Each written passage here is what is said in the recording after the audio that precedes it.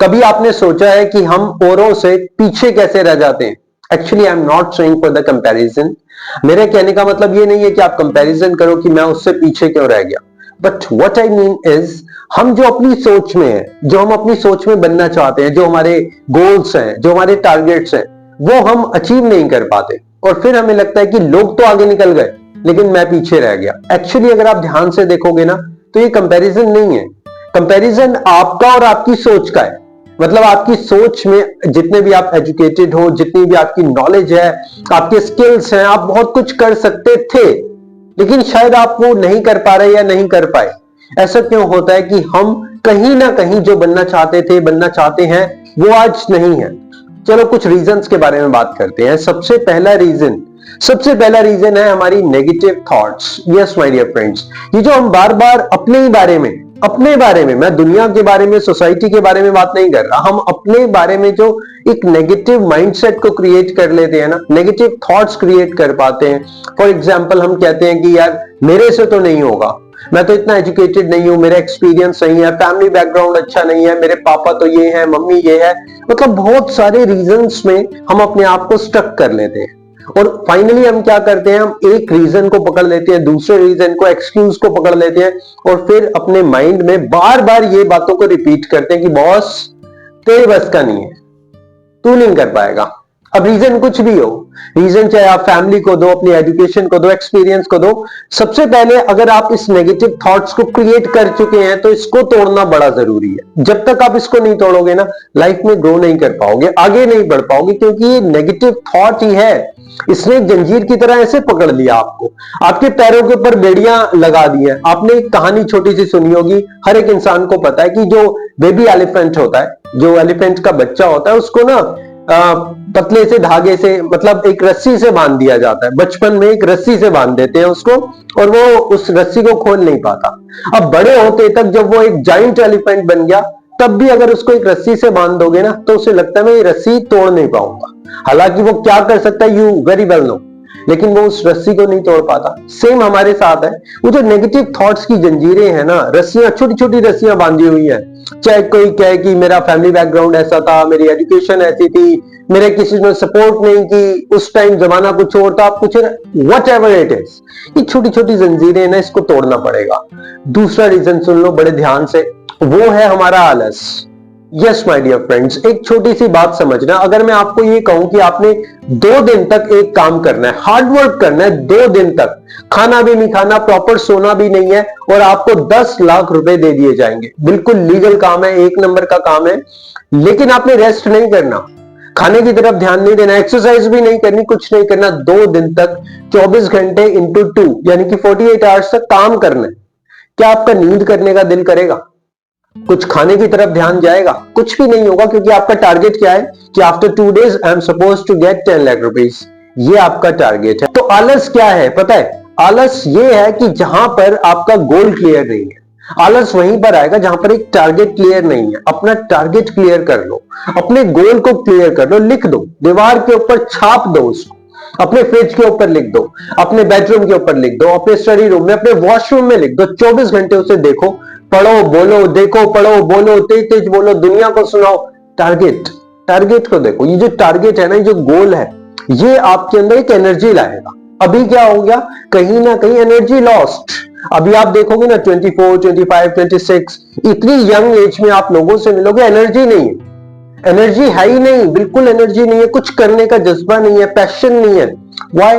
Because they are not clear with the mind, mind से clear नहीं है। अच्छा एक और बात, अगर माइंड से क्लियर नहीं हो ना, क्या करना है, फिर भी कुछ ना कुछ करते रहो, कुछ ना कुछ करते रहो, कुछ ना कुछ, एक अपने अंदर एक आग पैदा करो।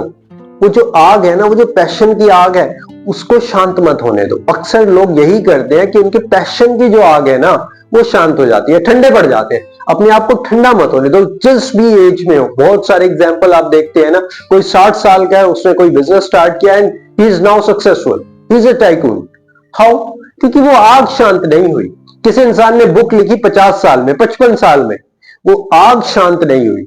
जब तक आग शांत नहीं होगी तब तक आप कुछ ना कुछ करते रहो। तीसरा सबसे बड़ा रीजन, विश्वास। Yes my dear friends, self reliance, खुद के ऊपर ट्रस्ट करना। देखो कहना तो आसान है ना कि खुद के ऊपर विश्वास करो। अब आप सोच रहे होंगे सर कैसे, राइट कैसे, आज मैं आपको बताता हूं कैसे।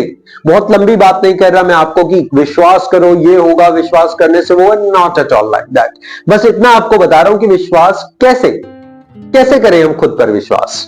आप विश्वास कर सकते हो तभी जब आप छोटे छोटे डिसीजन लेते हो। यस माय डियर फ्रेंड्स, आप 24, 25, 26 साल के यंग एज में हो या किसी भी एज में हो, अब आप डिसीजन ही नहीं लेते, कोई डिसीजन नहीं ले रहे। ना कोई इन्वेस्टमेंट का डिसीजन है, ना कोई फाइनेंशियल डिसीजन है, ना अपनी जॉब से रिलेटेड कोई डिसीजन है, ना कुछ क्रिएटिव काम करने का डिसीजन है, कोई डिसीजन नहीं है। बल्कि घर के भी जो छोटे मोटे मसले हैं ना, उसके डिसीजन भी मॉम डैड आपके पेरेंट्स लेते हैं। आपके लिए भी जो मसले हैं, आपके जो मसले हैं उसके लिए भी आपके मॉम डैड, आपके बड़े भाई बहन वो डिसीजन ले लेते हैं। जब डिसीजन ही नहीं है तो फिर कॉन्फिडेंस कैसा, और जब कॉन्फिडेंस ही नहीं है तो आगे कुछ करोगे कैसे।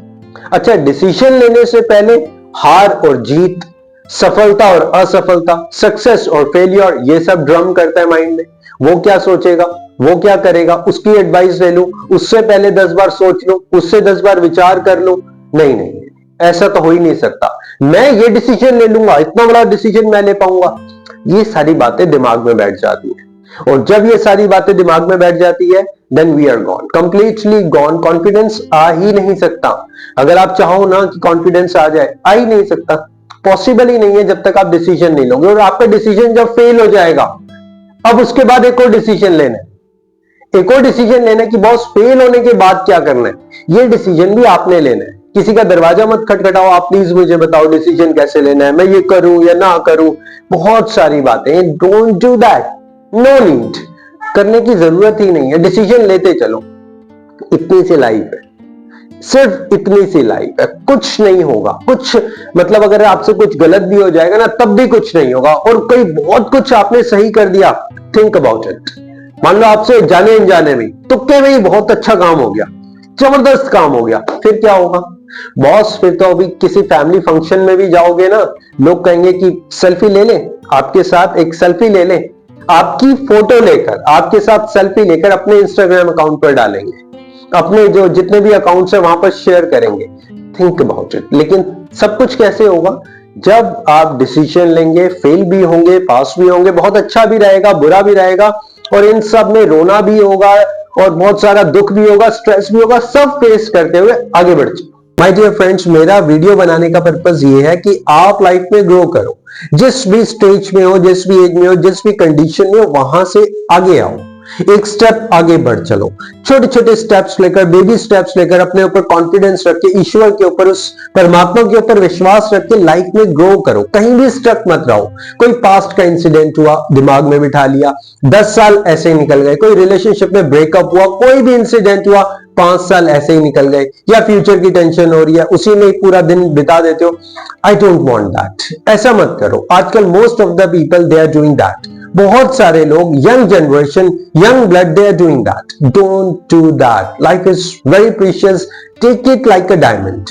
ऐसे ही हंसिए, मुस्कुराइए, खुश रहिए, अचीव करिए, दुनिया को कुछ करके दिखाइए, और मेरे साथ हमेशा बने रहिए। Thank you so much. Always stay connected, be happy. Thanks a lot.